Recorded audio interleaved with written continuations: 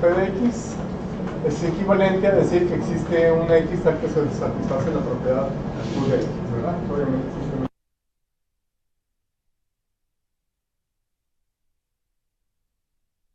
equivalentes. Bien, ese principio lo pueden seguir más adelante. Y esto es lo que habíamos visto antes, que eran las leyes de De Morgan. El negar que para todo X se cumpla P de X es equivalente a decir que existe un X para el cual no se cumple la propiedad P de X. Y la que es con existencial es negar que existe un X tal que se cumple P de X, es decir que para todo X no se cumple P de X, ¿verdad? Por eso bien. Y vimos ejemplos donde podemos aquí dar más para adelante. Vimos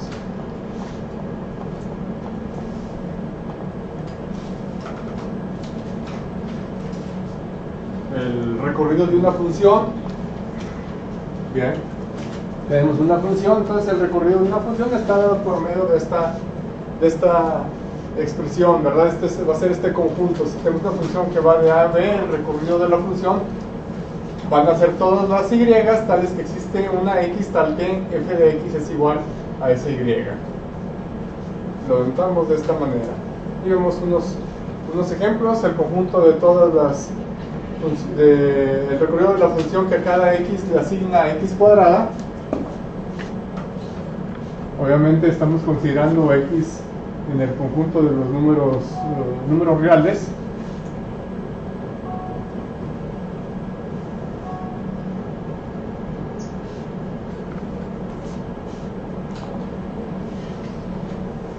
Entonces,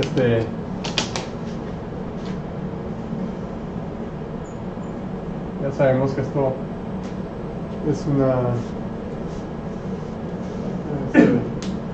representa la gráfica de la función, una parábola, ¿verdad? A cada x le asigna x cuadrada. Entonces, ¿cuál es el conjunto? El conjunto de todos los y tales que existe una x tal que es igual a x cuadrada. Bueno, pues son todos los números no negativos, ¿verdad? No digo positivos porque también contiene al cero y el cero no es ni negativo ni positivo, ¿verdad? Entonces son todos los números no negativos. Entonces el caso ese sería el conjunto del recorrido de la función. Si tenemos la función que es a cada x en los reales le asigna x cuadrada más 1, bien, pues la gráfica ¿cómo sería? Sería parecida a esta, solamente que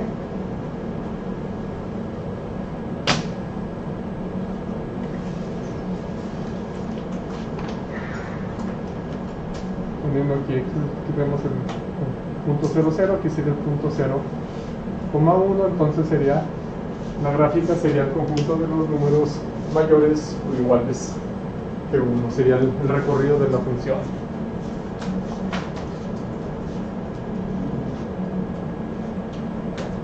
Por ejemplo, que cada número natural le asigna 2n menos 1. Entonces, bueno, pues tenemos 2n, 2 por 1 menos 1, 2 menos 1, 1, 2 por 2, 4, a ver, aquí está.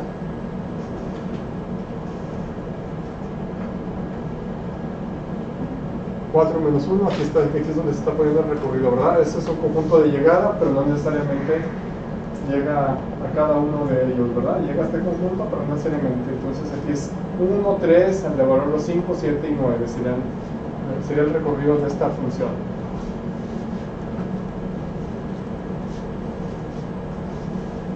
¿Me puedes avanzar un poquito, por favor?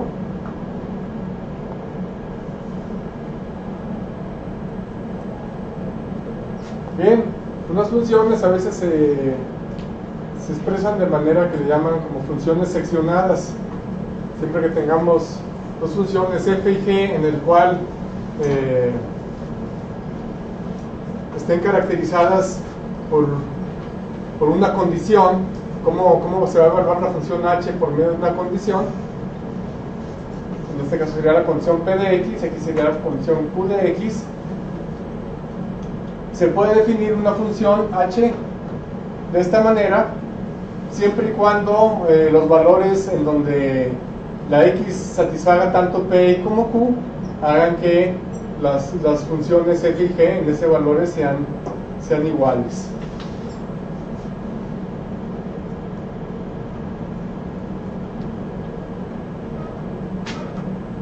Bien, le podemos dar más adelante.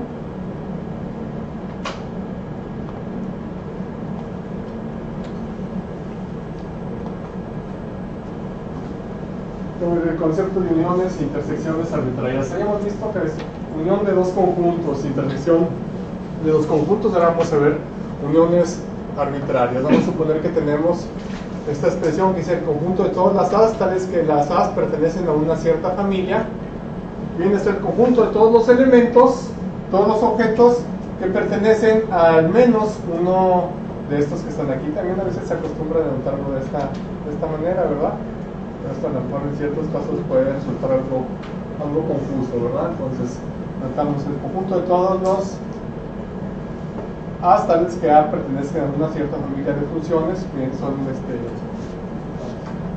está denotado, viene siendo todo esto, ¿verdad? El conjunto de todas las A's en el conjunto universo, tales que existe un conjunto en esa familia, y tales que la A minúscula pertenece a A mayúscula. Entonces, que pertenezcan a alguno de estos para al menos un elemento de la familia en el cual se está dando la intersección. Y intersecciones arbitrarias es algo parecido, nada más que en lugar de poner aquí el cuantificador existencial, se pone el cuantificador universal. Un poquito más para adelante para que alcance a salir hasta primero, por favor. Entonces, la intersección de todos los A's es el conjunto de todas las X que están en cada una de los A's, que estén en una cierta familia. Será el conjunto de todas las A's, tales que para toda A pertenezca a. Obviamente, este va a estar incluido en la intersección, siempre va a estar incluida en la unión.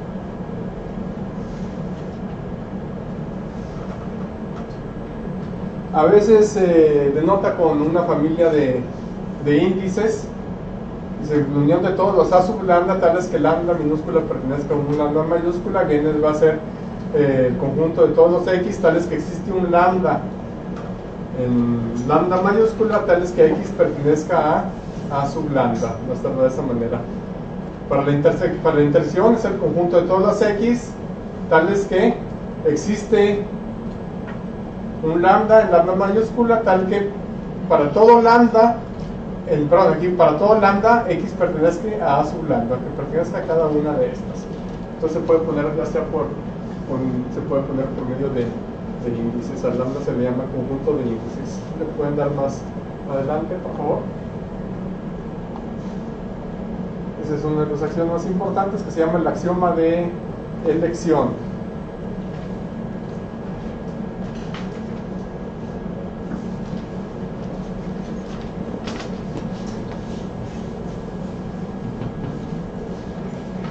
Vamos a suponer que tenemos una familia de conjuntos.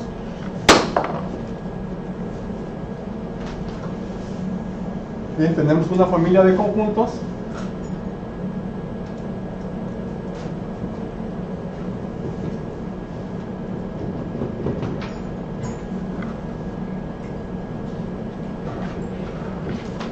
Y vamos a suponer que esos conjuntos son no vacíos.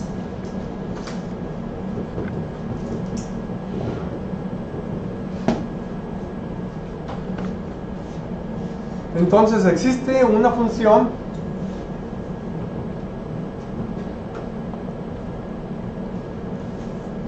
de f, tal que f es una función que va de esa a cada elemento del conjunto le va a asignar a cada conjunto le va a asignar un elemento del conjunto. Entonces la función tiene esto y tiene como conjunto de llegada el conjunto de todas las A's que están en F, y debe de ser tal que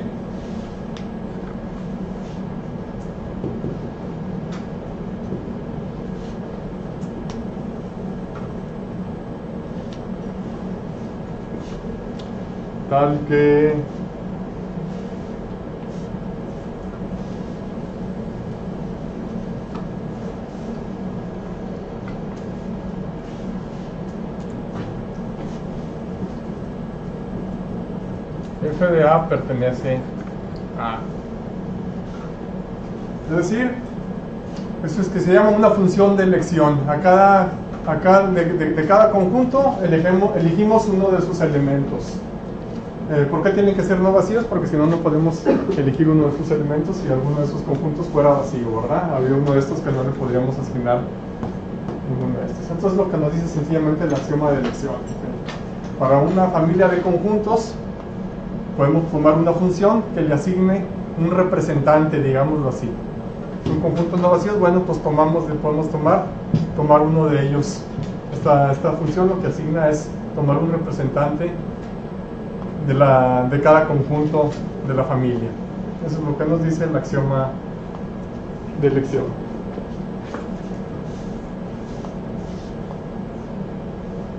Bien, vamos a darle un poquito más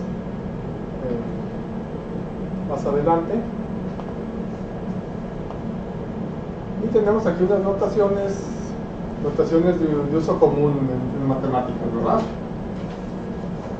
Este símbolo lo que significa es, si ponemos P y con este símbolo una flecha doble en sentido opuesto, pues significa nada más que Q implica P. Entonces, es decir, P es implicado por Q.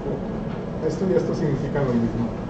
3 puntitos significa, cuando se hace una conclusión, significa por lo tanto. Pues simplemente se utiliza a veces en el pizarrón para no escribir tantas palabras, ¿verdad? Entonces significa por lo tanto. Se utiliza muchas veces en física o cosas así, este simbolito que significa aproximadamente igual, el gatito que significa número. Cuando tenemos dos así de mayor que, significa que A es muy grande comparado con B. Eso es un término un tanto subjetivo, ¿verdad? Muy grande, bueno, muy grande con respecto a B, ¿verdad? Este significa porcentaje, ¿verdad? ¿Qué significa porcentaje o por ciento? Significa 1 entre 100. Entonces 50%, el 50% es un medio, ¿verdad? 50% de los alumnos, bueno, es un medio de los alumnos. O 25%, que significa un cuarto, ¿verdad? Bien. Adelante, un tantito más. Bien, hasta ahí, por favor. Cuando no se especifique, cuando se tome de valor forma genérico, cuando ponemos P de A implica Q de B, significa que para todo A y para todo B se tiene que P de A implica P de B, a menos que se especifique lo contrario. Vamos a estar, se trabaja así, ¿verdad? Para no decir cada rato para todo. Entonces, cuando se tengan valores genéricos, sin especificar quién es A y quién es B, se va a sobreentender que esta afirmación es en general, ¿verdad? Es creciente. Bien, este es el conjunto de los números naturales, una n con 2 rayitas. A veces en el pizarrón, en lugar de hacerle así, bueno, pues nos es más fácil hacerle así nada más, ¿verdad? 2 rayitas aquí. O los reales, acá está un poco más elaborado, nada más así, el conjunto de números complejos, etcétera. O a veces están con negritas, ¿verdad? Eso significa conjuntos, cuestión de notación. Conjunto de números reales, conjunto de números enteros, conjunto de números racionales, conjunto de números reales, aquí eran naturales, perdón, de los positivos y los complejos. Así que podemos dar más adelante.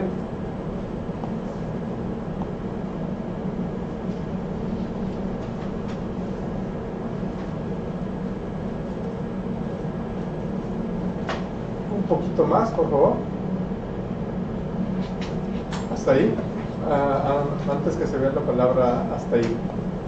Bien. Vamos a ver los conjuntos, a los que se llaman los axiomas de Peano. Los axiomas de Peano caracterizan a lo que es el conjunto de números naturales. Bien, existe un conjunto al cual vamos a llamar conjunto de los números naturales y vamos a decir qué propiedades tiene. Bien, la primera propiedad Es que el 1 pertenece a los naturales. El conjunto no vacío, tiene un elemento que le llamamos 1.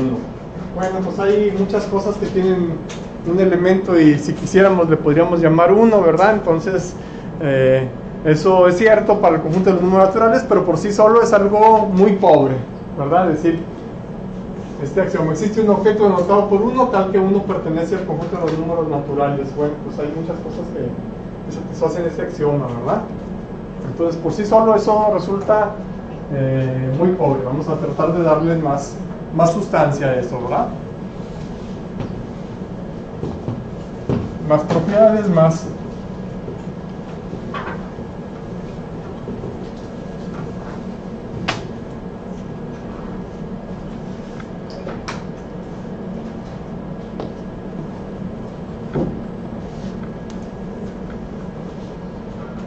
Podríamos tener cualquier conjunto y no que fuera no vacío.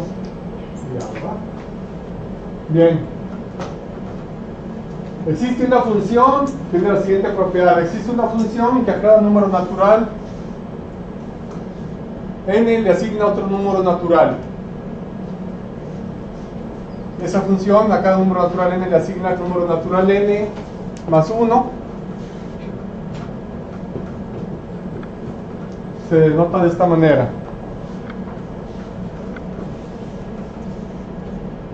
Y este también es un número natural. Si tenemos que n es un número natural, n más 1 también va a ser un número natural.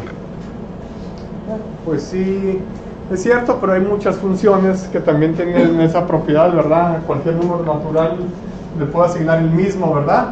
Entonces, por sí solo no nos dice mucho. Pero tenemos n, y si definimos n más 1 como n, pues ya existe tal función, ¿verdad? Entonces, no queremos que sea eso, ¿verdad? Queremos que sea lo que nosotros tenemos como idea de lo que son los números naturales.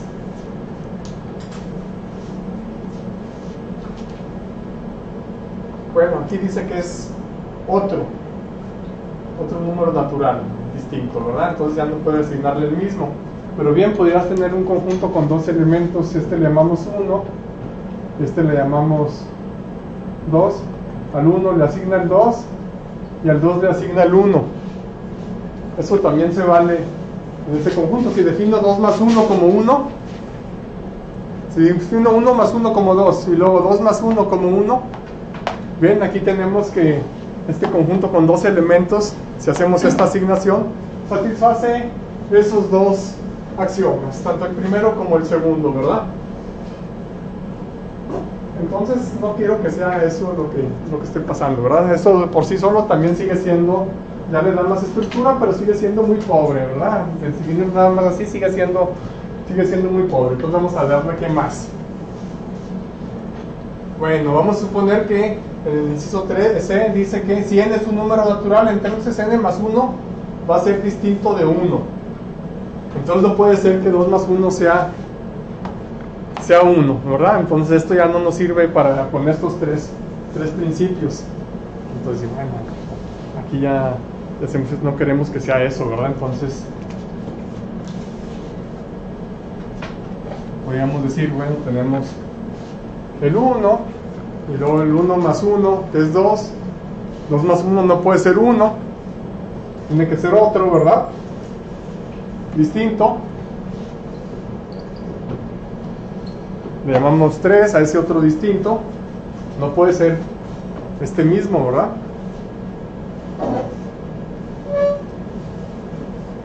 Entonces, 3 más 1 es 4. ¿Y qué tal si ahora digo 4 más 1 es 2? Lo único que hago es hacerle aquí, aquí se enrosca y si le seguimos agregando 1 y 1, se van a quedar aquí dando vueltas, ¿verdad? Entonces ya dice algo más, pero no es suficiente, ¿verdad? Porque podemos tener algo que satisfaga esos tres axiomas y que no es lo que nosotros entendemos por el conjunto de números naturales, ¿verdad? Aquí tendríamos un conjunto de números finitos que satisfacería esos tres primeros axiomas. ¿De acuerdo?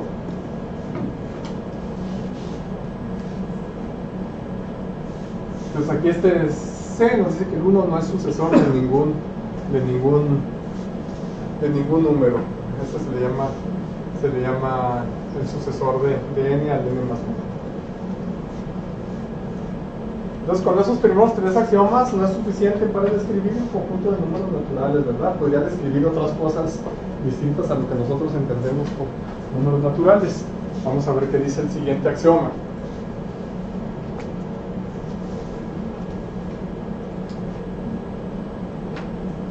Si n y m son números naturales y n más 1 es igual a m más 1, entonces n y m son iguales. ¿Qué nos está diciendo?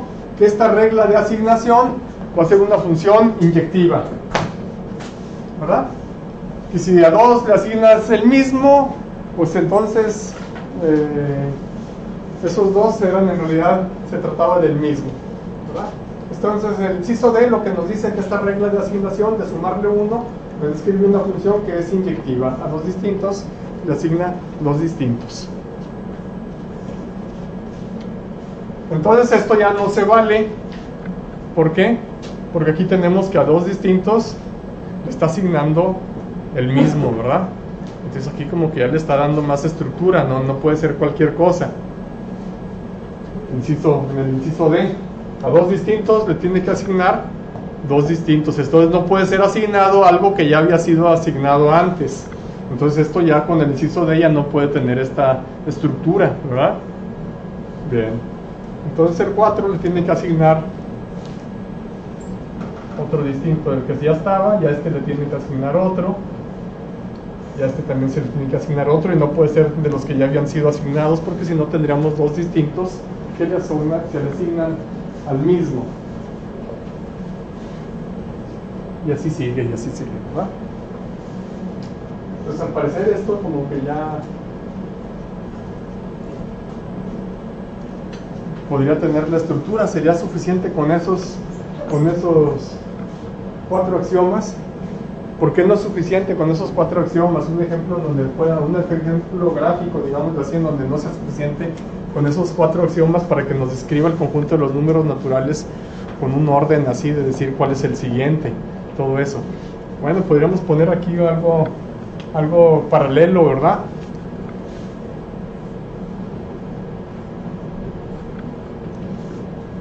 Y que nunca se cortara con este u otro por acá,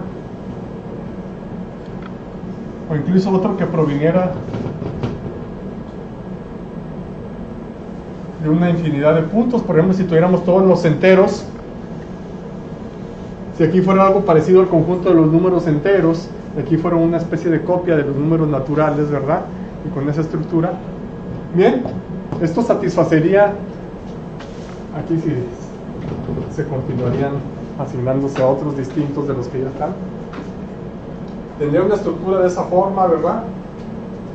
Con estos primeros 4 principios. Entonces lo que nosotros desearíamos sería borrar todos estos y que nada más nos quedáramos con esta partecita y borrar todo esto que está de color azul, ¿verdad?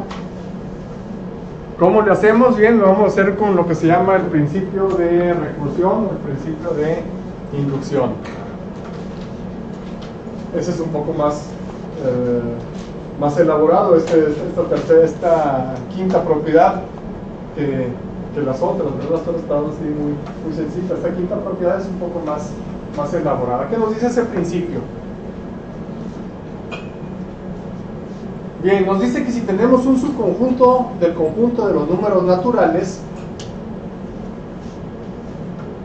que cumple con las siguientes dos propiedades, que el 1 pertenezca a ese conjunto y que si un elemento pertenece al conjunto, entonces el siguiente también pertenece a ese conjunto, entonces no le queda más remedio que ser m igual al conjunto de todos los números naturales. ¿Por qué? Bueno, ¿por qué intuitivamente? Te puedo decir, no es esto porque así dice la propiedad y se acabó. No, vamos a tratar de digerirlo, ¿verdad? Digo, pues así es porque así es y así es la propiedad y síganle y vamos a seguir hablando, vamos a tratar de entenderlo, ¿verdad? Vamos a tratar de, si es posible, de saborearlo, ¿verdad? Bien. Si el 1 está en los naturales y si un elemento cualesquiera, perdón, si uno está en el conjunto M y si un elemento cualesquiera que esté en el conjunto M, si tiene un elemento que esté en el conjunto M implica que el siguiente va a estar en el conjunto M, entonces, ¿qué tendríamos? Tendríamos que, si se cumple que el siguiente está en el conjunto M, entonces el siguiente del siguiente, utilizando esta misma propiedad, también debe estar en ese conjunto. Si se tienen estos dos y está el 1, bueno, pues con la propiedad B se tiene que el 2 también va a estar. Y si está el 2 con la propiedad C, se tiene que 2 más 1 también va a estar. Si 2 más 1 es 3, se tiene que 3 más 1 4 también va a estar. Entonces, esta propiedad nos dice que con eso es suficiente para que todos los que estén aquí van a estar en el conjunto de los números, en el conjunto M. Así. Por ejemplo, si esto fuera el conjunto de los números naturales y tomáramos esto, si todo esto fuera el conjunto de los números naturales, tuviera esta estructura, y tomáramos nada más esta partecita,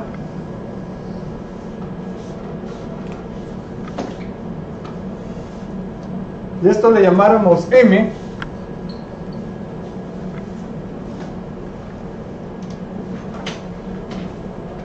entonces este conjunto M satisfacería esta propiedad, ¿de acuerdo? En ese esquema. Entonces, ¿qué tenemos de acuerdo a eso? Pues que todas estas cosas que están por acá afuera, estas cosas extrañas, que es lo que les está estorbando, no serían parte del conjunto de los números naturales. No podrían ser, porque si se cumple con eso, entonces SM forma todos los números naturales. Entonces no podríamos tener cosas así paralelas como las que están acá.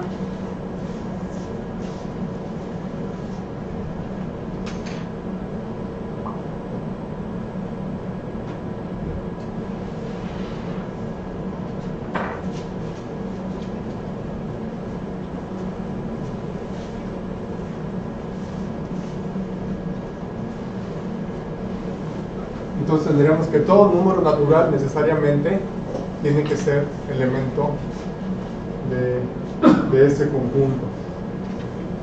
Si se tiene que empieza con el 1 y si se tiene 1 ahí, tiene que tener primero el de inicialización del 1. Si se tiene que estar el 1 en M y se tiene que cualquiera que esté en M implica que el siguiente va a estar en M, entonces cualquier número natural le tiene que llegar su turno en algún momento aplicando varias veces esto de que también esté en M, ¿verdad? Entonces no le va a quedar otro remedio de que sea el M todo el conjunto de números naturales. Es lo que nos está diciendo este principio, que es el principio de inducción matemática. Hay otra forma de enunciarlo, que es una forma más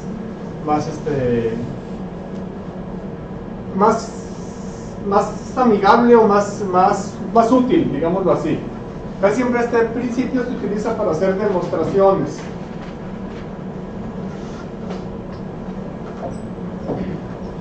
¿Le puedes dar tantito más para adelante?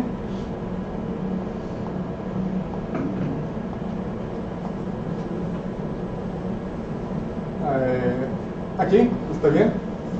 Este principio de inducción se utiliza de la siguiente manera.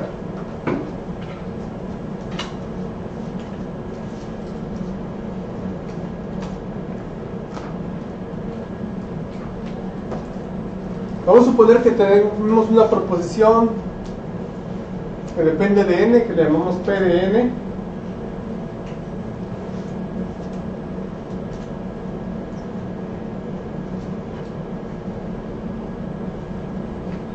Y para ver que la proposición se cumple, es verdadera para todo número natural n, basta demostrar lo siguiente.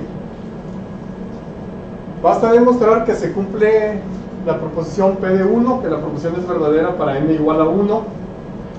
Y basta demostrar, aparte de demostrar eso, que si la proposición es verdadera para cualquier n, entonces va a ser verdadera para el siguiente. Si la proposición es verdadera para algún número y es verdadera, si en base a eso podemos concluir que es verdadera para el siguiente, y si sabemos que es verdadera para uno, entonces como es verdadera para el siguiente va a ser verdadera para 2, y si es verdadera para 2, pues también para 3, y si es verdadera para el siguiente, para cualquier n que sea verdadera, entonces va a ser para 4, para 5 y para 6, entonces va a ser verdadera para todo número natural siguiendo esta regla de recursión. ¿Qué tiene que ver esto con la propiedad número m? Es el conjunto de todos los n's en los números naturales tales que se satisfaga P de n,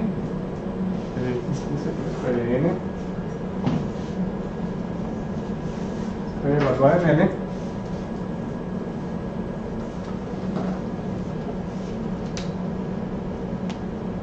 si utilizo ese principio y estamos tomando esto como el conjunto M, pues lo que estoy diciendo es que la propiedad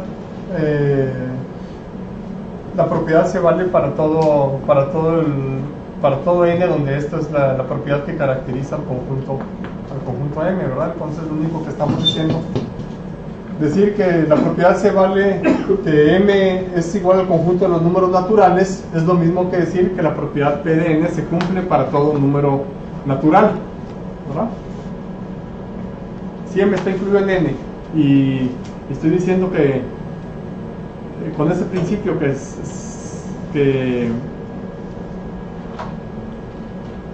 M es igual al conjunto de los números naturales, es lo mismo que decir que esta propiedad se vale para todo número natural. Entonces es lo mismo que decir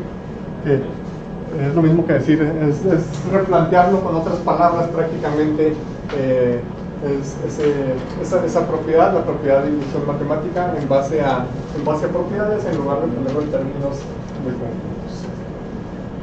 ¿Esto qué utilidad tiene? Bueno, tiene utilidad muchas veces en hacer demostraciones.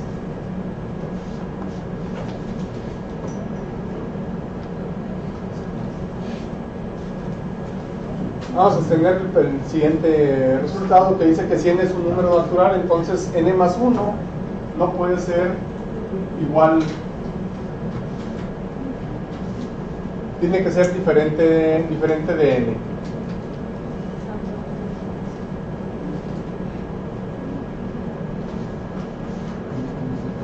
Bien, tenemos que 1 más 1 es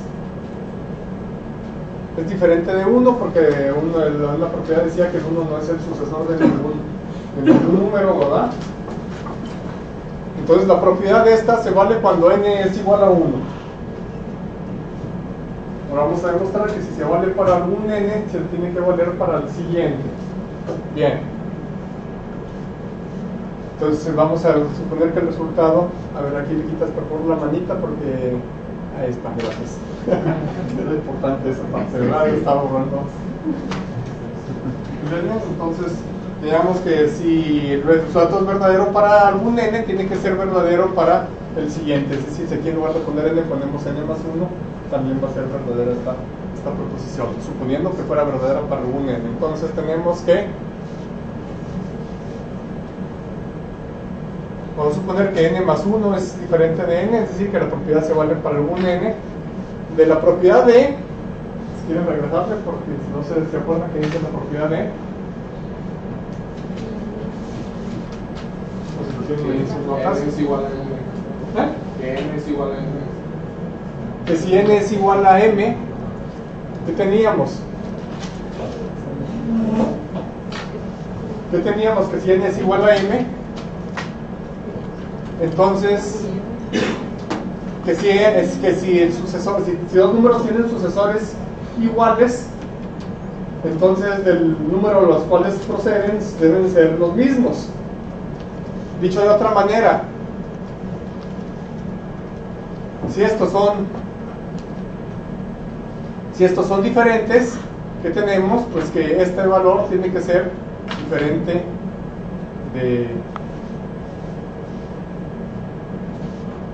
es decir, tenemos que n más 1 es diferente de n, entonces la propiedad en sí lo que decía es que la asignación era inyectiva, es decir, que a dos distintos le asigna dos distintos. Entonces, como a dos distintos le tiene que asignar dos distintos, ¿qué tenemos? Pues que n más 1 es diferente de n más 1. Y ya se tendría la propiedad cuando, también sería válida cuando se sustituye aquí n en lugar de n más 1. Si es válida para n, también va a ser válida para el siguiente n más 1, ¿verdad? De otro modo, n más 1 sería igual a n, ¿verdad? Y es lo que está contradiciendo con la hipótesis de inducción de que es válida para un valor n.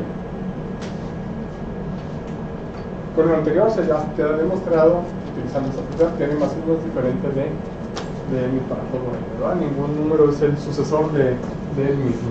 Me pueden dar más adelante, por favor. Bien, el concepto de parejas ordenadas. ¿Qué es una pareja ordenada? Hay muchas formas de definirlo, esta no es la única, pero es la que se me hace más directa y más natural, en cierto sentido.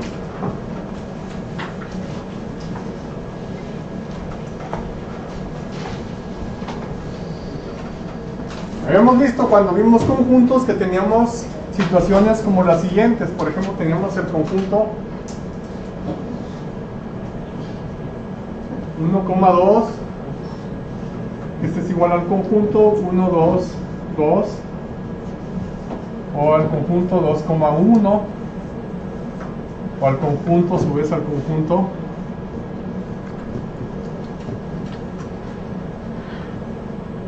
'de acuerdo? Aunque parezca que dicen, no, pues aquí tiene 1, 2, 3, 4, 1, 2, 3, 4, 5, tiene 5 elementos. No, no tiene 5 elementos, eso es algo engañoso. Ahora tiene nada más 2. Tiene nada más el 1 y el 2. Se trata del mismo conjunto, independientemente cuál ponga primero y cuál ponga después. Aquí se está tratando del mismo conjunto. Los conjuntos lo caracterizan por los elementos que tienen. Tienen los mismos elementos. Todos los que están aquí están acá y todos los que están acá están acá, igual para los demás. Ahora queremos otro concepto. Un concepto en donde importe cuál pongamos primero y cuál pongamos después. Entonces vamos a suponer que si tenemos dos componentes, queremos algo en donde al expresarlo sea distinto, importe cuál sea el orden en que los coloquemos. Esa va a ser la idea que queremos tener de pareja ordenada.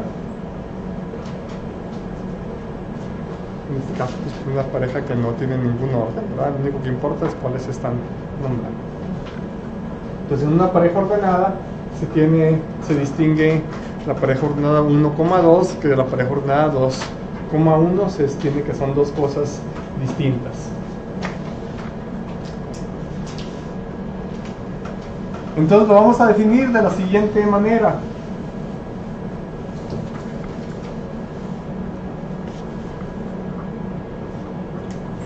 La pareja ordenada A, B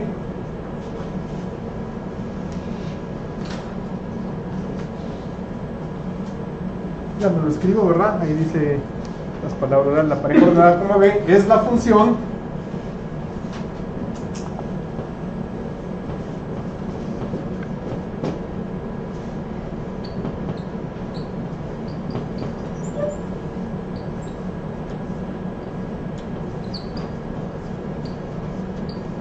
que va de este conjunto a este otro conjunto, tal que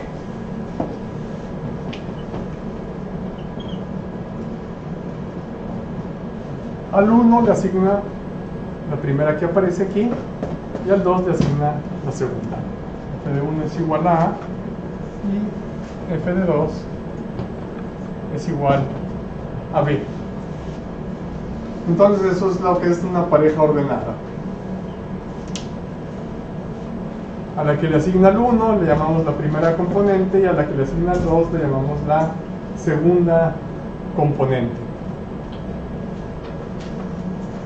Entonces se denota nada más de esta manera. Esto en realidad lo que se hace es una asignación, lo que le pasa a la primera Es lo que le asignó al 1 y la segunda lo que le asignó al 2. Esa es la pareja. Así se va a definir lo que es una pareja ordenada.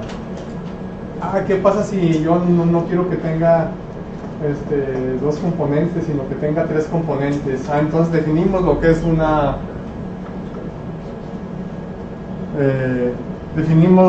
una terna o terna ordenada. Pues una terna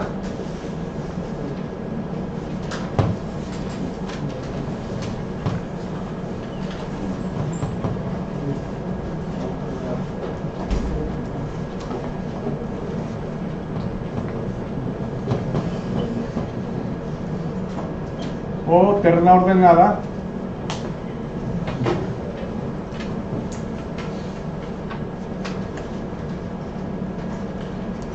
en 2 está definido como 1 más 1 y 3 está definido como 2 más 1, ¿verdad? Bien, entonces una terna ordenada de la forma A, B, C es una función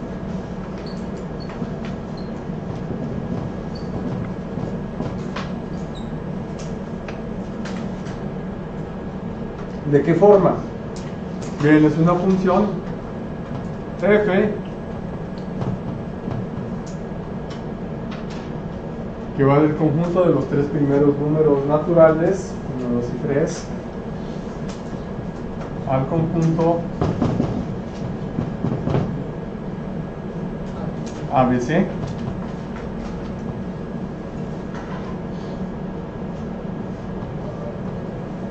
Ok, ya se han de imaginar qué es lo que va a pasar, ¿verdad? F1 es igual a A, F2 es igual a B y F3 es igual a C.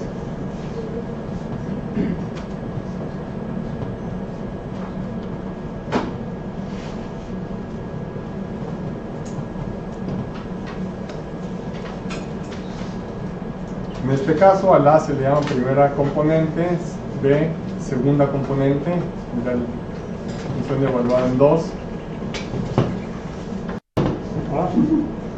y esta C sería la tercera componente.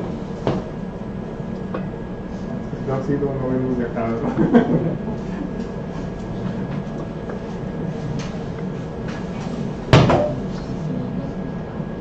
Bien.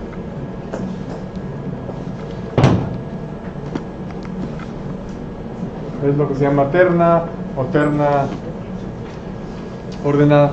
Y tiene la siguiente propiedad, lo que caracteriza a unas parejas ordenadas. Bueno, lo que caracteriza a una pareja ordenada es lo siguiente. Si tenemos que la pareja ordenada A, B es igual a la pareja ordenada C, D, entonces ¿qué tiene que ocurrir? Pues que las componentes son las mismas. La primera componente de una es igual a la primera componente de la otra, y la segunda componente es igual a la de la otra, ¿verdad? B es igual a D. Si tenemos, y viceversa, si se cumple esto, entonces las parejas ordenadas también deben ser las mismas, ¿verdad? Entonces, es lo que caracteriza componente con componente. Y bien, si A es diferente de B, entonces A, B va a tener que ser diferente de B, A. No importa cuál se ponga primero y cuál se ponga después. Y puesta como función tiene sentido, porque esta sería la función que al 1 le asigne. Si fueran diferentes, no podría ser A igual a B igual a B, A, porque esta es la función que al 1 le asigna el A, y esta es la función que al 1 le asigna el B, entonces no pueden ser iguales, porque a un mismo número le está asignando dos cosas distintas y le tiene que asignar nada más un único valor, digamos así. Bien, si tenemos dos conjuntos A y B, al conjunto de todas las parejas ordenadas A, B, tal que la primera componente está en A y la segunda componente está en B, se le llama producto cartesiano. El producto cartesiano de A con B. Un ejemplito, aquí tenemos el si el primer conjunto que aparece son los números del 1 al 4 y otros los números del 1 al 2, el producto cartesiano son todas las parejas ordenadas, pues la primera componente esté aquí y la segunda componente esté acá. Sería 1, 1, 1, 2, 2, 1, 2, 2, 3, 1, 3, 2 y 4, 1 y 4, 2. Ahí están, fueron todas las parejas ordenadas componente con componente. Bien, si tenemos el conjunto de los números reales y queremos ver el conjunto de los números reales con el producto cartesiano con el mismo, pues son todas las parejas ordenadas de números reales, como ustedes ya han de saber, ya han de haberlo visto antes, representa los puntos en un plano, ¿verdad? El plano, que le llaman plano, el plano se le llama por eso plano de coordenadas, ¿verdad? Representa las coordenadas de un punto en un plano bajo un cierto sistema de referencia. En un plano escogemos un punto cualesquiera y ponemos dos rectas perpendiculares y los podemos expresar como cualquier punto se puede expresar como tiene asignado una pareja ordenada que se llama las coordenadas del punto en el plano. Claro, son las coordenadas con respecto a un sistema de referencia, ¿verdad? Definición de terna, bueno, ya la definí, le puedo dar más adelantito. Entonces, hasta ahí, por favor. Entonces tiene algo parecido, si tenemos tres conjuntos, A cruz B, cruz C va a representar el conjunto de todas las ternas cuya primera componente está en A, segunda componente está en B y tercera componente está en C. Se le llama producto cartesiano, pero con tres conjuntos, dependiendo del orden de aparición. ¿Le puedes poner esto que quede en la parte de arriba? Si tenemos una función que va de A cruz B, donde ahí B son dos conjuntos, a otro conjunto C, es una función que a cada pareja ordenada A, B le asigna un elemento en C, ¿verdad? Cada pareja ordenada le asigna un elemento en C. Se acostumbra a decir que esa es una función de dos variables. Eso es algo subjetivo porque puede decir, bueno, es una función de una sola variable, una variable que esté en A cruz B, ¿verdad? Bueno, pero también es de dos variables, una de las cuales está en A y la otra está en B, ¿verdad? Se puede ver de las dos maneras. Y para hacer la notación más simple, en lugar de decir f evaluado en la pareja ordenada A, B, se hace nada más así, pone f evaluado en A, B, ¿verdad? Y se pone como que es una función de dos variables. Bueno, si se expresa así, pues sería una expresión como que fuera evaluada en una variable, ¿verdad? Entonces se expresa de esta manera y se ve como una función de dos variables.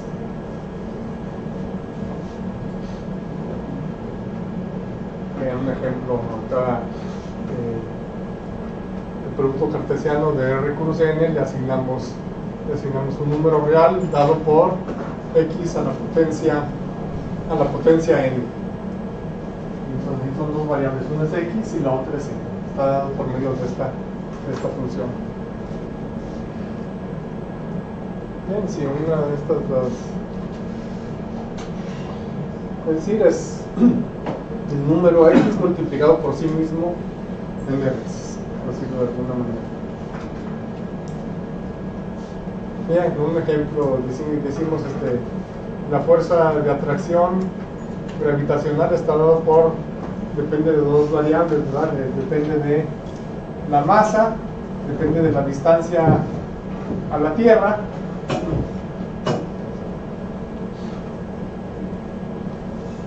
Y depende de una constante G, que es una constante gravitacional. Entonces la forma en cómo se atraen está dada por medio de esta formulita G, donde G es una constante con sus unidades sean las que se necesiten, ¿verdad? Proporcionar la M e inversamente proporcionarla, como ustedes ya saben, al cuadrado de la distancia.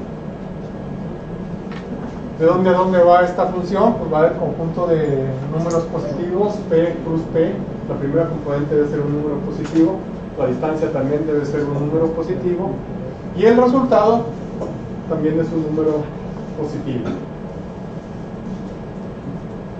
A menos que andemos con cosas acá más sofisticadas, que pongamos antimaterias y cosas de esas, pero vamos a vernos aquí a lo sencillito, ¿verdad? Que tengamos masas adelante, masas negativas. Ya sería más difícil decir distancias negativas, como que no tiene mucho sentido eso, ¿verdad? Vamos a lo clásico, ¿verdad? Y si graficamos una, aquí tenemos la componente M y la componente D y graficamos de esta forma, va a dar algo de esta forma.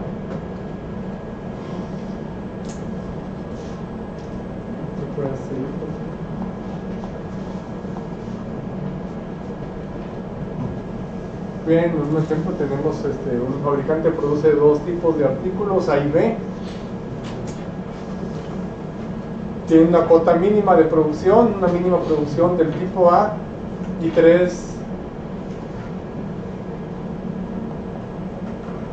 mínimo va a producir dos del tipo A y mínimo va a producir también dos del tipo B. Es lo mínimo que va a producir cuando echa la maquinaria. Y una capacidad máxima de producción de artículos del tipo A de 4 y del tipo B de 4 del tipo A y también 4 del tipo B. El costo de producción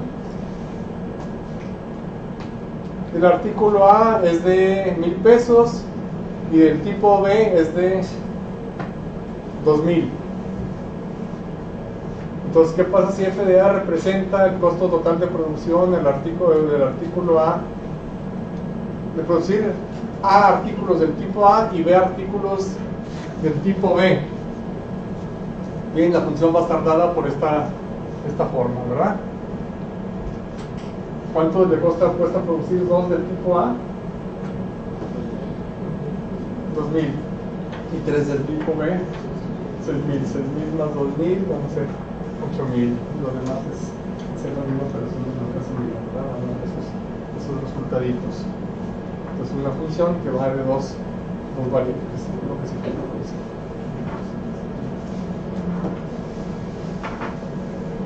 El dominio de la función f, ¿cuál va a ser?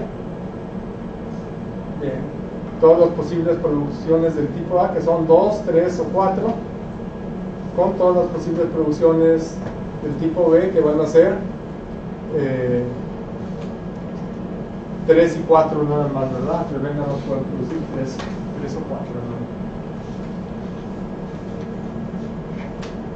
Entonces la función f nada más va a poder ser evaluada así, porque según la descripción. Y el recorrido, bueno, son todos los posibles valores de la función al evaluar por cada una de estas, que va a ser 8,000, 9,000, 10,000, 11,000 y 12,000 pesos. Vemos ahí que el dominio tiene 6 elementos, mientras que el recorrido tiene 5. ¿Por qué? Porque hubo dos formas distintas que tienen el mismo costo, pero nos sale lo mismo producir 4 del tipo A y 3 del tipo B que producir 2 del tipo A y 4 del tipo B.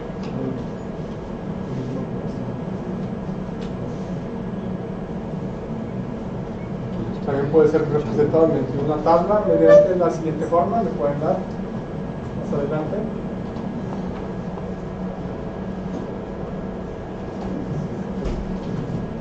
Donde se ven todas las posibilidades y aquí se ven los costos.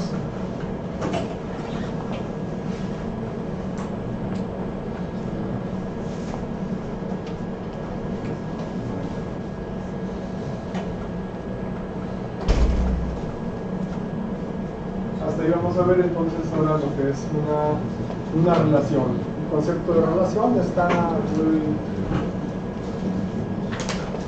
muy relacionado, muy íntimamente ligado con el concepto de función.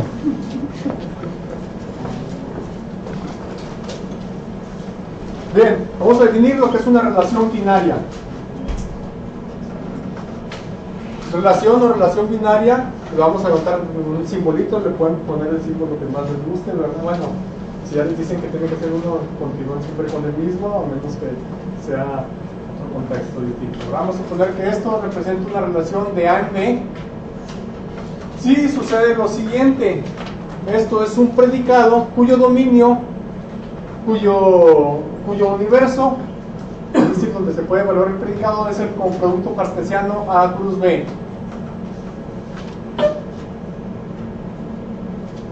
Cuando se tenga eso, decimos que este símbolo es una relación binaria. Entonces a cada pareja ordenada le asigna una vez que se evalúa, le asigna una proposición que depende de lo que se le asigne, puede ser verdadero, puede ser falso. Entonces tenemos una relación de A en B.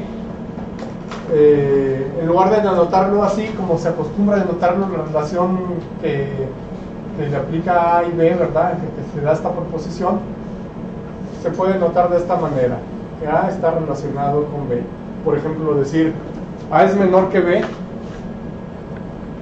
es como se acostumbra a decir en una relación, ¿verdad? La relación de menor que, se acostumbra a notarlo de esa manera, no se acostumbra, o es poco usual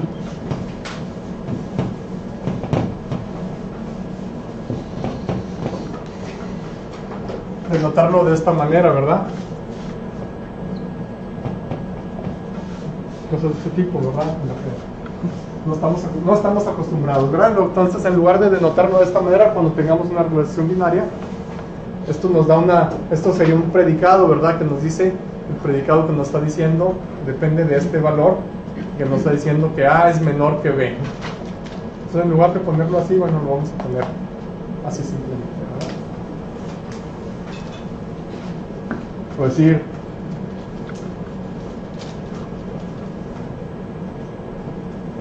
tal vez en algunos lenguajes, computacionales, hasta hacer códigos, esto a lo mejor podría ser, de esta forma en algunos casos podría resultar mejor, ¿verdad? Pero vamos a hacerlo así más, en algunos casos, no sé, ¿verdad? Al hacer esto, pero uno se le puede resolver, parecerle medio extraño, ¿qué es eso, verdad? Menor A, B, ¿qué es eso? Esto está diciendo que A es menor que B. Lo usual es denotarlo de esta manera, es decir, incluido A, B, esto lo que significa es A está incluido en B.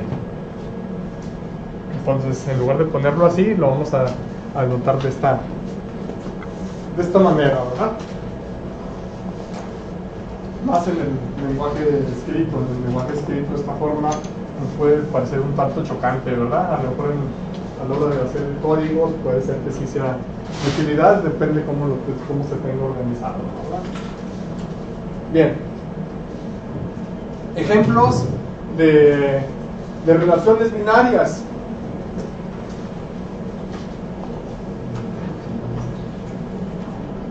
Tenemos la igualdad. Es decir, A es igual, si esto significa el símbolo de igualdad, aquí lo que nos está diciendo es que A es igual a B. Eso puede ser verdadero, puede ser falso, depende de quién sea A y quién sea B. A es mayor que B, también, ¿verdad? Es lo mismo sea. A menor que B es este, ¿verdad? Más bien, A menor que B. A es mayor o igual que B, o A es menor o igual que B. En este caso, en estos símbolos estamos considerando como sobreentendiendo que el universo es el conjunto de parejas ordenadas R con R, ¿verdad? Cuando hablemos de mayor igual o menor igual, si no se especifica otra cosa, estamos sobreentendiendo que estamos hablando en ambos casos en más componentes de números reales. Si no se sobreentiende en el contexto, pues hay que especificarlo. Si es cualquier conjunto, entonces la relación de pertenece es una relación que va de A en el conjunto potencia de A.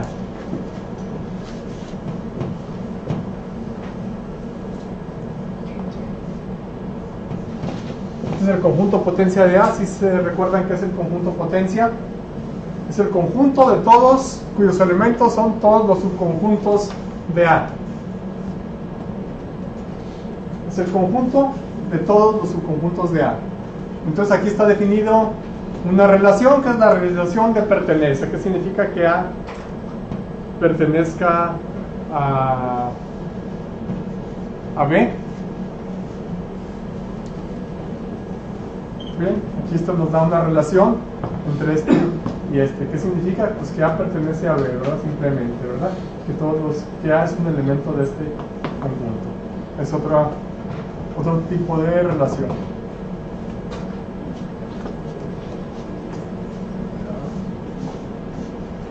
Si tenemos un conjunto A y tenemos el símbolo de inclusión, que significa que A está incluido en B, bien, lo podemos ver como todos los elementos de A son elementos de B, etc. Se dice también que A está relacionado con B mediante la relación esta cuando esta es una proposición verdadera. Entonces, en este caso, por ejemplo, decimos que A está relacionado con B mediante la relación de menor que, cuando A es menor que B, simplemente, ¿verdad?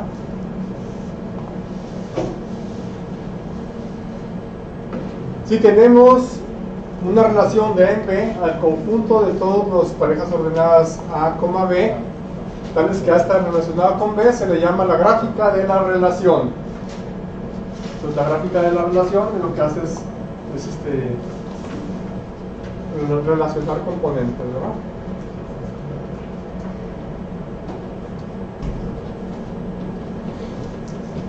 Luego puede continuar.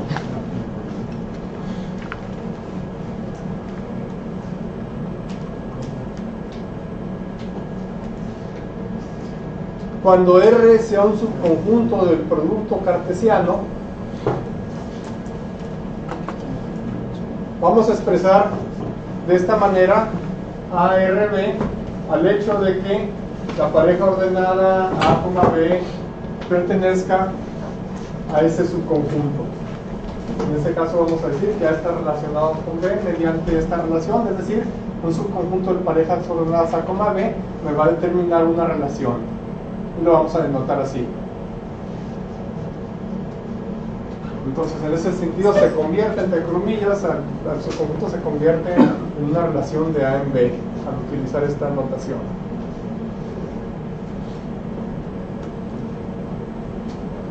Si tenemos una función f que va de A en B al conjunto de todas las parejas ordenadas A, B, tales que donde A, la primera compuesta está en A y la segunda en B, tales que B sea igual a f de A, se le llama la gráfica de la función. Cuando la gráfica de una función cualesquiera sea igual a la gráfica de una relación, decimos que la relación nos determina a la función. La función determina una función. ¿Cuándo una relación determina una función? Vamos a verlo un poquitito más adelante. Que quede esto arriba. Así.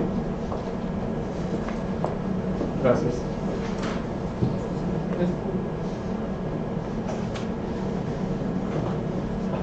Bien. Si esta relación, la relación tilde, es una relación de A en B tal que para cualesquiera tres objetos A, B y C se tiene que, con A en A y B minúscula y C minúscula en B, se cumple esta propiedad,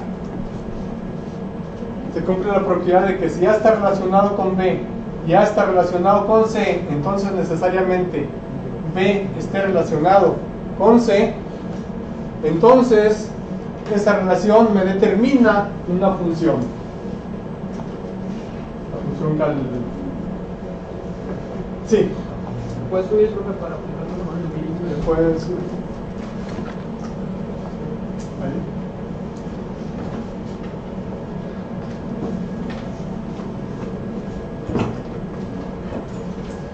Una función, es decir, a un elemento le tiene que asignar siempre, a un elemento del dominio le tiene que asignar siempre el mismo elemento del conjunto de llegada, ¿verdad? Si hubiera dos distintos, entonces no estaría determinando una función, estaría determinando esa relación otra cosa, ¿verdad? Vamos a demostrar este teorema, lo puedes poner en lo que dice teorema en la parte de arriba, primero arriba, para el otro lado.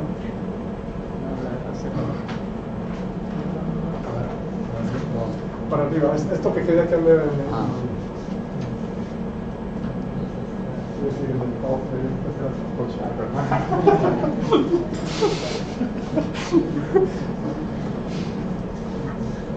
Como si supiera también inglés.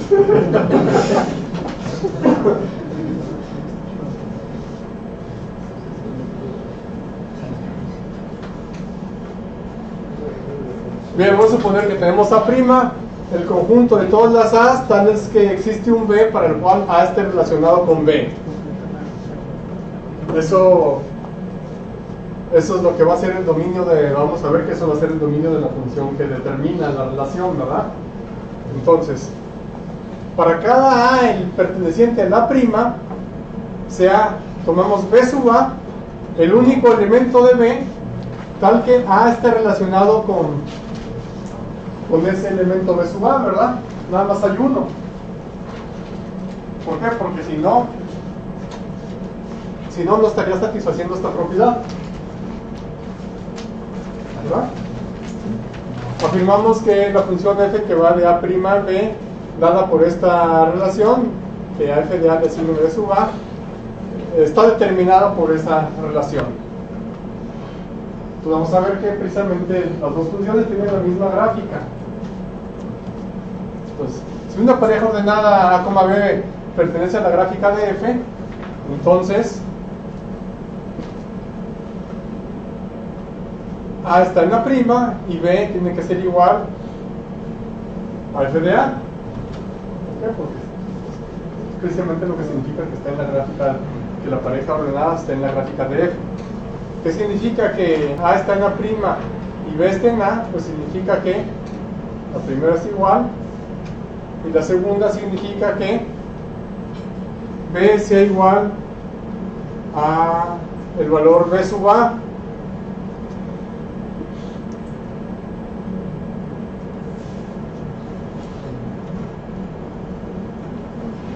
¿Y esto qué significa?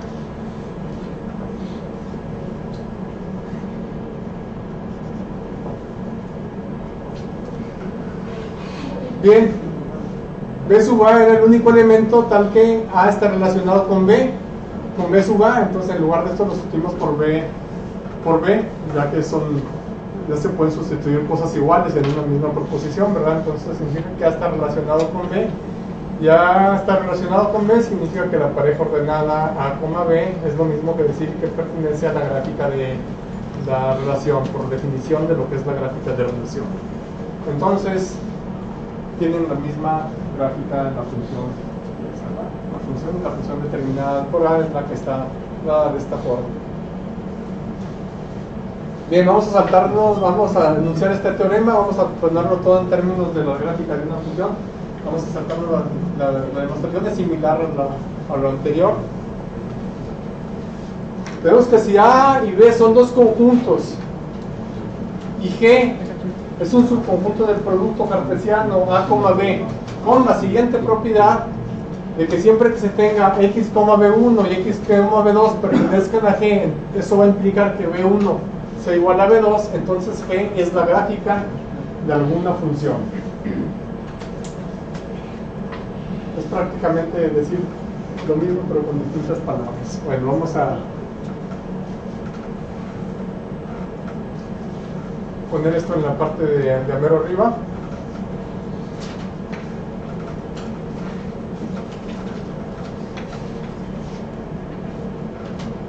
Bien, a la función cuya gráfica es el conjunto vacío se le vamos a llamar función vacía. Ay, cómo no está definiendo cosas extrañas, como que pues no, la función es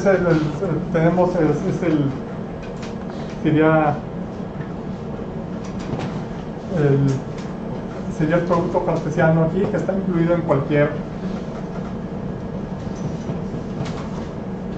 cualquiera cruz B, ¿verdad?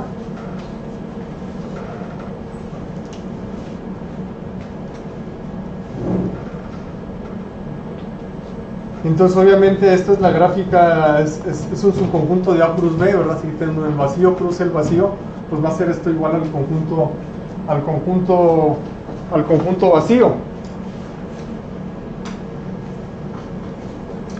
Y obviamente para cualesquiera dos que estén aquí,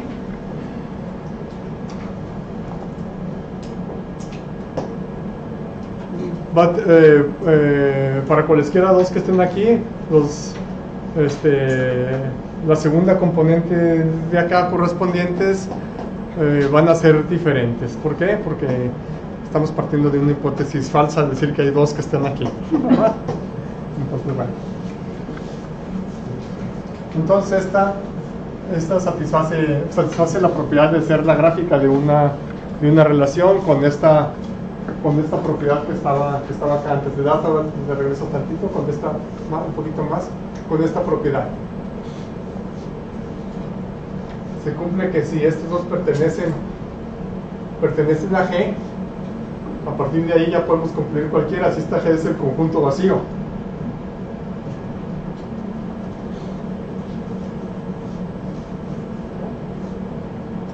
Entonces B1 es igual a B2. Si esto pertenece a esto, si esto es el conjunto vacío, ya lo que concluyamos ya va a ser cierto, ¿verdad? Entonces, vacío cruce vacío es la gráfica de alguna función. Bueno, entonces esa función va a ser la que le llamamos la función vacía. Nada más para afinar términos, ¿verdad? Si tenemos una relación que va de A en B, va a tener una relación que se llama la relación inversa. Y la vamos a denotar así. La relación con un exponente menos 1. No significa que sean de potencias de multiplicación ni nada de eso. Es una notación simplemente, ¿verdad? No estamos hablando ahorita de números, estamos hablando de relaciones. Entonces esto va a ser la relación inversa. ¿Qué significa esta relación? La relación inversa va a ser la relación que va de B a A, que no regresa, tal que la relación B inversa con B relacionado con la relación tilde inversamente con A significa nada más que A está relacionado con B. Ejemplo, tal vez como si fueran, con los ejemplos se puede ver mejor.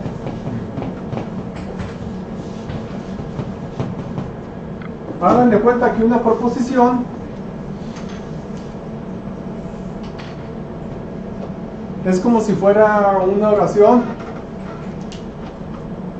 ¿verdad? Hagan de cuenta que esto es como si fuera una proposición donde se habla de un objeto y otro objeto. Uno de los objetos es el sujeto y el otro es el predicado. Entonces, ¿qué hace la relación inversa en ese sentido? Pues poner al predicado como sujeto y al sujeto poner uno es el sujeto y el otro es el objeto directo. El predicado es este, ¿verdad? Uno es el sujeto y el otro es el objeto o objeto directo. Entonces, ¿qué hace la relación inversa? Pone al objeto directo como sujeto y al sujeto lo pone como objeto directo y está diciendo lo mismo pero con otras palabras, ¿verdad? Eso es lo que es la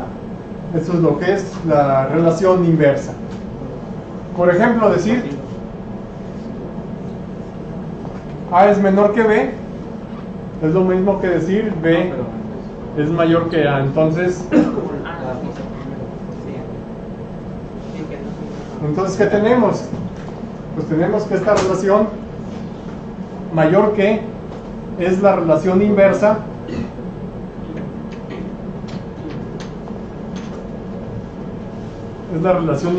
de menor que, ¿verdad?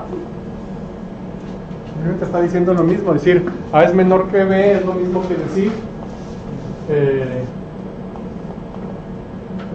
A es menor que B es lo mismo que decir B es mayor que A. Es decir, el caballo corre por el campo, es lo mismo que decir por el campo corre el caballo.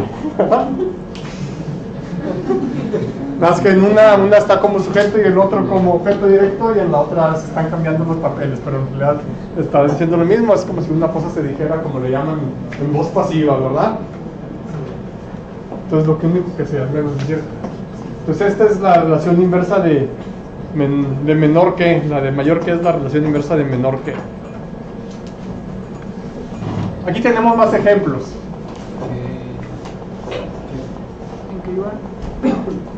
Por ejemplo, menor que y mayor que son relaciones inversas. Menor o igual, perdón. Decir que A es menor o igual que B es lo mismo que decir que B es mayor o igual que A. Son relaciones inversas. La igualdad, si está restringida a un conjunto, decir que es igual a B es lo mismo que decir que B es igual a A, propiedad reflexiva de la igualdad, ¿verdad? Entonces la igualdad es la inversa de ella misma. La relación de igualdad es la inversa de ella misma.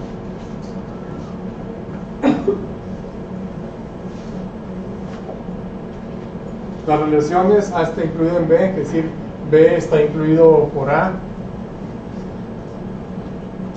Decir B incluye a A es lo mismo, son relaciones inversas. Ahora vamos a ver unos ejemplitos más del lenguaje coloquial, menos de matemáticas, decir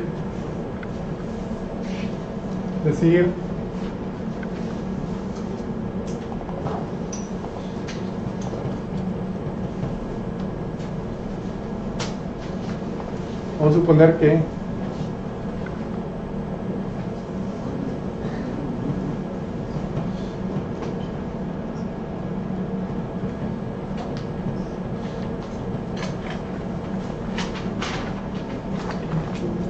la relación ser hermano de.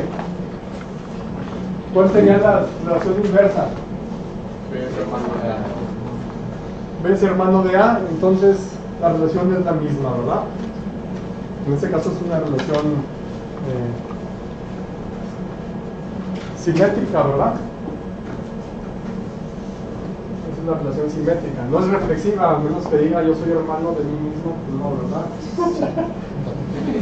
Si se considera eso como algo cierto, entonces también sería reflexiva, ¿verdad? No, se cumpliría con la propiedad reflexiva.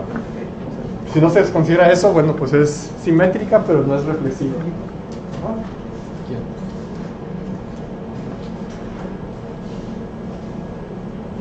Vamos a suponer que aquí en la relación estas están definidas en el conjunto de seres humanos, ¿verdad? Es decir, vamos a poner otra relación, vamos a ponerla así, entonces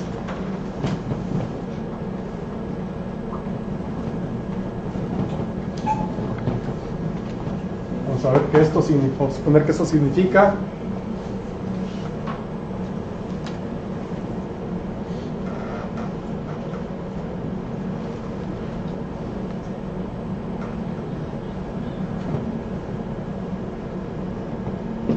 vamos a suponer que significa eso. A asterisco B, vamos a suponer que significa A es papá de B. ¿Cuál sería la relación inversa? B es hijo de A.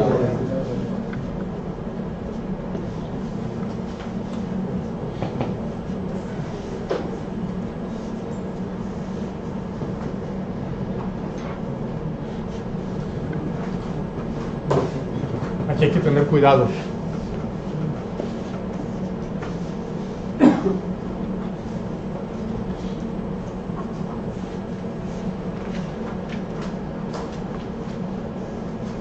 B es hijo de A.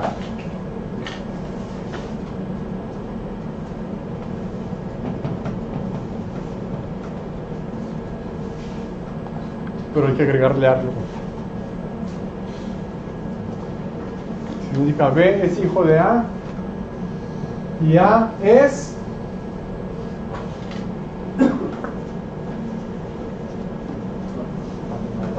¿eh?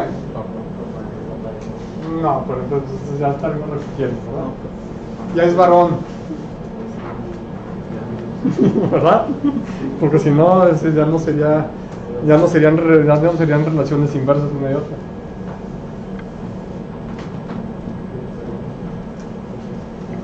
¿Verdad?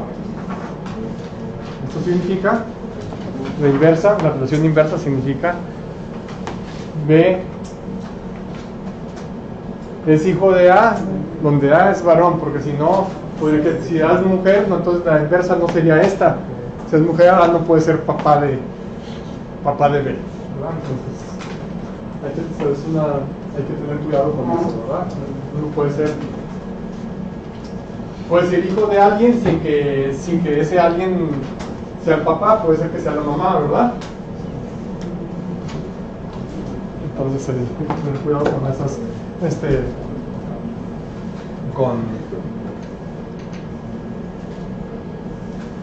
con eso, ¿verdad? Decir que B es hijo de A significa que significa que A es papá de B, que A es papá de B o que A es mamá de B, ¿verdad? Si ponemos así sin especificar eso. Entonces la relación inversa sería B es hijo de A y A es hombre o A es varón.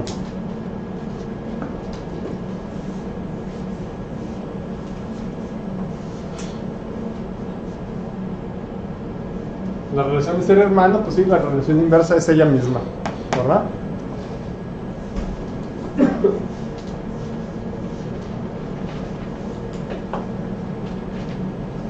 Bien, tenemos algo de terminología. Si tenemos una función que va de A en B y es tal que B es el recorrido de F, entonces decimos que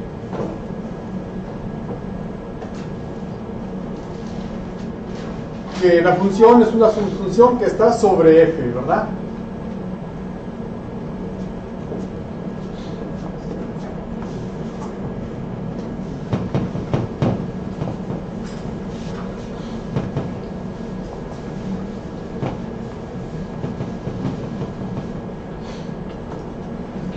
Vamos a ver los dibujitos. Entonces tenemos el conjunto A, el conjunto B.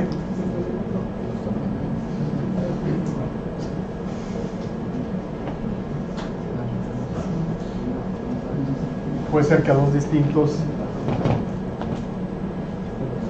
le asigne el mismo. Lo que no puede suceder es que a uno le asigne dos acá, ¿verdad? O tres, o dos o más.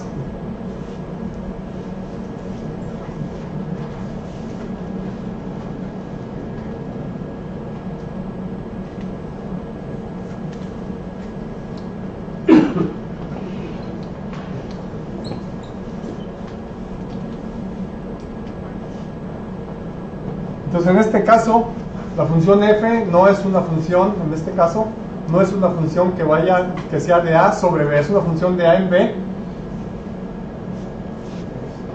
F es de A en B,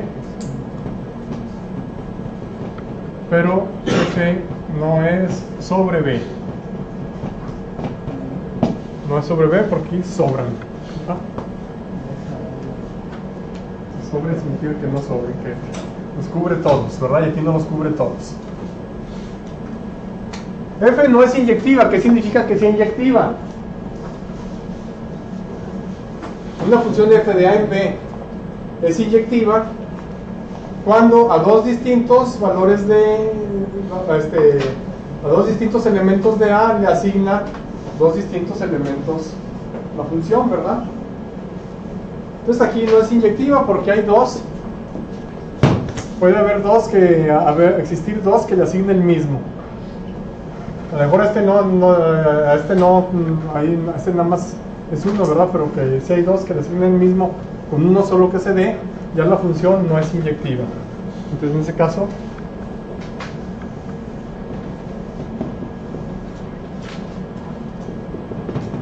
en este esquema no es inyectiva. Es función, pero no es una función sobre B y tampoco es inyectiva. Vamos a separar el esquema, vamos a hacer otro dibujito.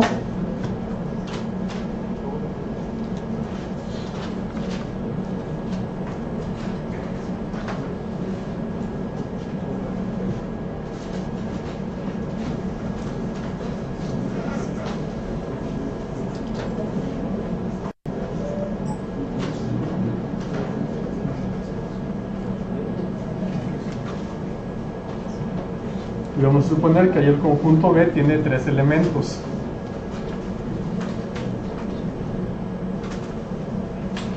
En este caso, la función f de A en B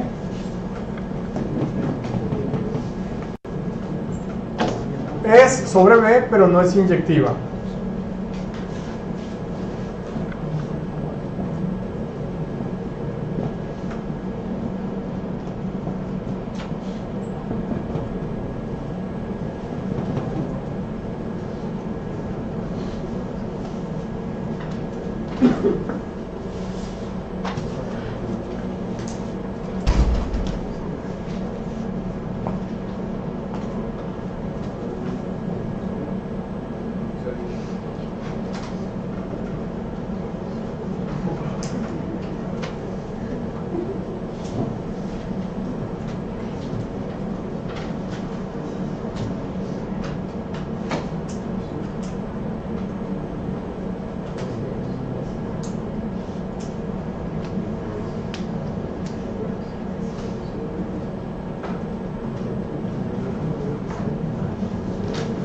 En este caso la función f es inyectiva, pero no es sobre b, ¿verdad?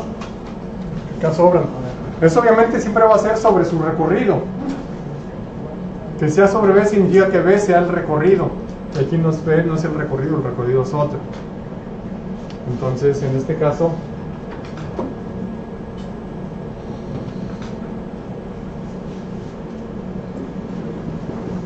es inyectiva. Significa que inyectiva a dos distintos, le asigna dos distintos. Pero no es sobre B.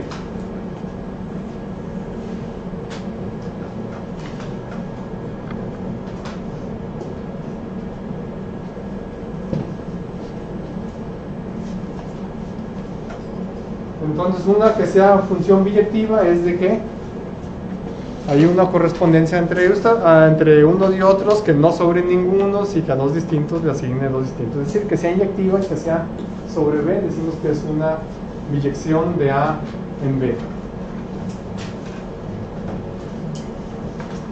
Si es una biyección de A en B, se dice que es una correspondencia biunívoca entre A y B. A dos distintos de A le asigna dos distintos de B. Y nunca van a sobrar aquí elementos de B, ¿verdad? Hay una correspondencia, se dice que es una correspondencia biunívoca entre A y B.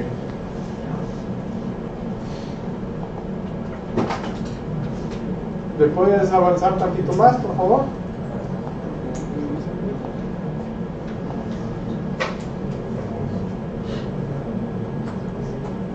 A ver, no, bueno, regrésale tantito que aquí la está. Que se pone hasta ahí.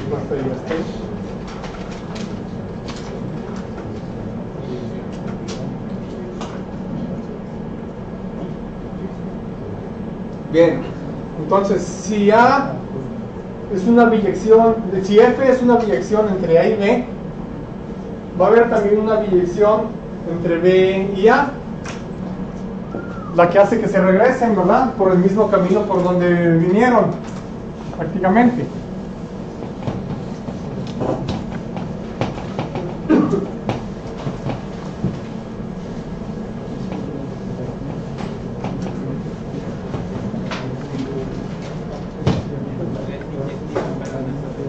Entonces, vamos a suponer que tenemos la función f del conjunto A en el conjunto B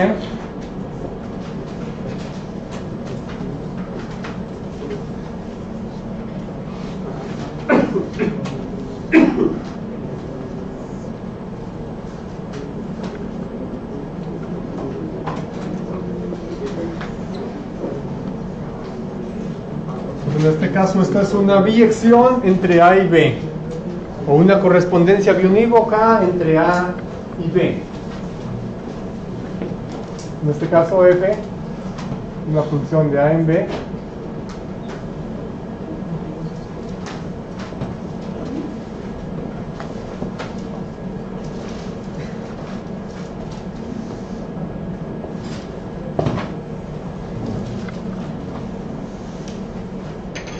bien, la función, si tenemos una biyección de A en B, la función que al único elemento, que a cada elemento de B le asigna el único elemento de A tal que f de A sea igual a B, se le llama la función inversa.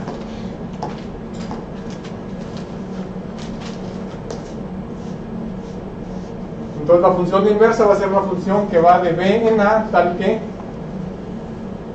que al evaluarlo en f me va a dar igual a A siempre y cuando f de A sea igual a B. Y esa está bien definida, ¿por qué? Porque solamente hay una A que cumple con esta propiedad, que f de A sea igual a B. Tiene que haber una porque cubre todo B, no puede haber que no, hay un B que no haya alcanzado, ¿verdad? Que no haya alcanzado A, pues nada más uno. Esta función se llama la función inversa de f. Las funciones inversas nada más van a estar definidas cuando tengamos funciones inyectivas, ¿verdad? Funciones inyectivas y van a tener una función inversa. ¿De dónde van a ir? Del recorrido de la función al dominio de la función. Van a ir sobre el dominio de la función. Se van a dar de regreso. Eso se llama la función inversa. ¿Puedes poner esta definición 3.3.15 al mero arriba? Gracias. Vamos a definir ahora lo que es la composición de dos funciones. Composición de funciones. Entonces, si tenemos una función que va de un conjunto A a un conjunto B y una función G que vaya de un conjunto C a un conjunto D, definimos la composición de G con F como notada G bolita F, G bolita F, ¿verdad? Como la función, para que tenga sentido, donde puede ser evaluado. Es decir,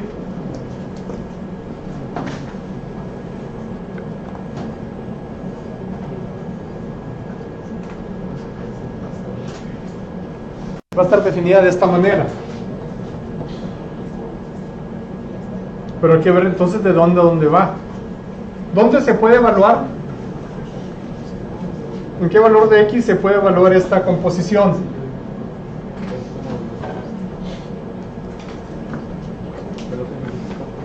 Bien, para que se pueda evaluar, primero que nada tiene que estar en el dominio de la función f, ¿verdad? Si no, no se va a poder evaluar.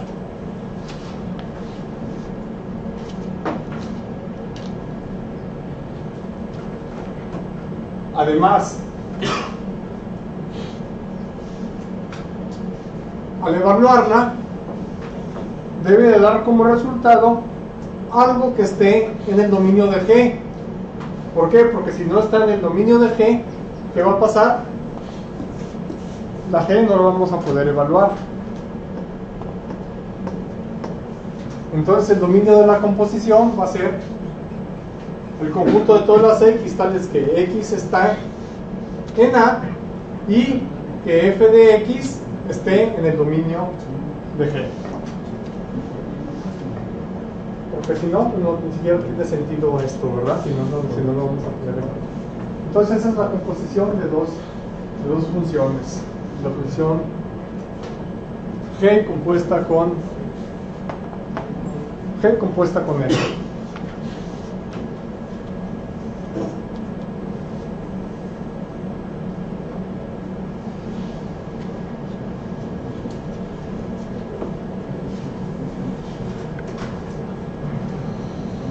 Y tenemos la siguiente observación.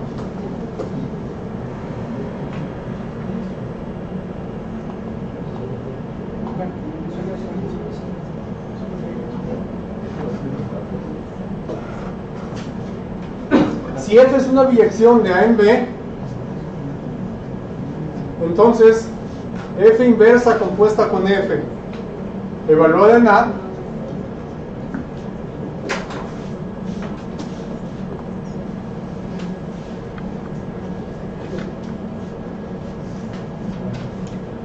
sería F inversa compuesta con F evaluada en A. ¿A qué va a ser igual? El primero, uno de A lo evaluamos y nos manda para acá y luego lo volvemos a componer y nos vuelve a regresar para donde ya estábamos. ¿A qué va a ser igual? Al mismo A del cual había partido, ¿verdad? Lo único que hace es regresarlo. Y F compuesta con F inversa de un B es igual a B. Nos pasamos aquí un B, le damos de inversa y luego lo volvemos a evaluar, me vuelve a dar un el mismo. Aquí el A necesariamente, para que tenga sentido, ¿dónde debe estar? En el dominio de F. Y la B, ¿dónde debe estar? En el recorrido de F.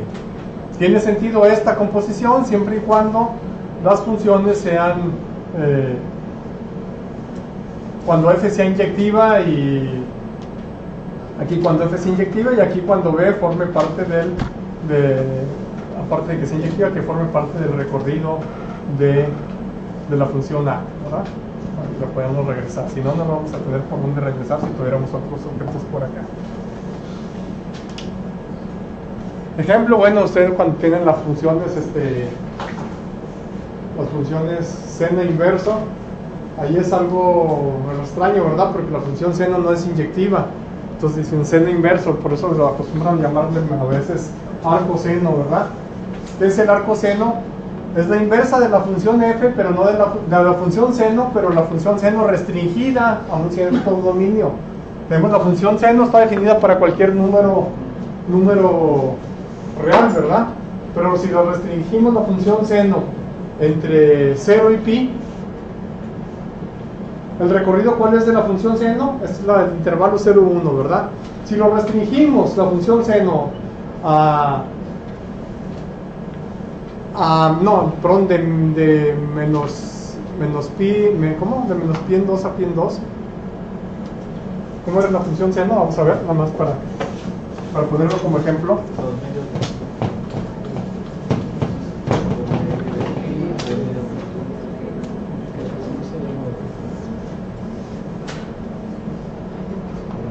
Menos 1. Vamos, por ahí está el. Por ahí está el pi, por acá está el.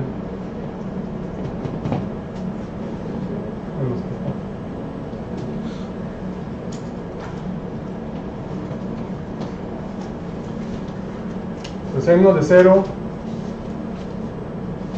es 0, 0 de. ¿Seno de qué? De pi medios es.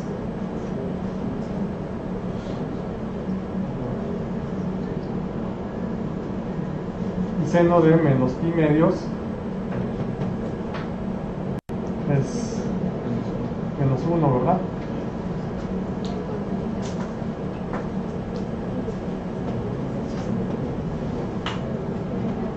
Entonces la función seno, como vemos, no es inyectiva, ¿verdad? Hay dos distintos, no nada más dos, sino una infinidad que le asigna el mismo valor.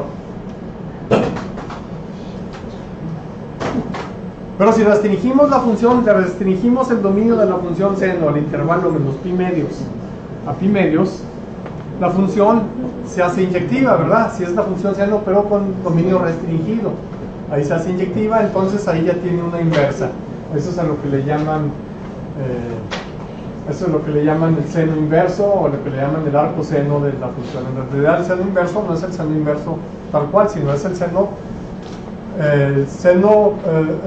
inverso de la función seno, pero restringida a ese dominio. Si lo restringiéramos el intervalo de 0 a pi, pues habría problemas, ¿verdad? Aunque es el mismo longitud de intervalo, pero aquí la función no es inyectiva, entonces no podemos sacar el inverso, ¿verdad? Es decir, el inverso, por cuál de los dos nos decidimos, por el que está aquí o por el que está acá, ¿verdad? Si es aquí, restringida aquí, sí va a tener una función inversa. Es un ejemplo de lo que sale ahí, la función arco seno o seno inverso.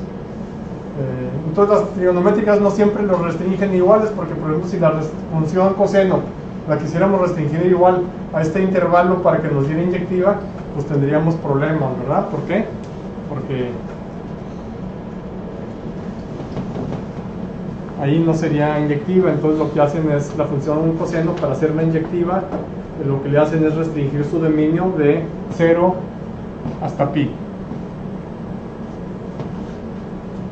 Entonces ya quedaría así, ¿verdad? Ya quedaría. La función coseno así la haríamos que fuera inyectiva.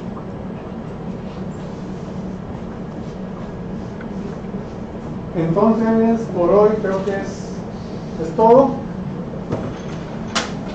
Y la siguiente clase vamos a ver más ejemplos de números naturales. La siguiente sesión. De nada.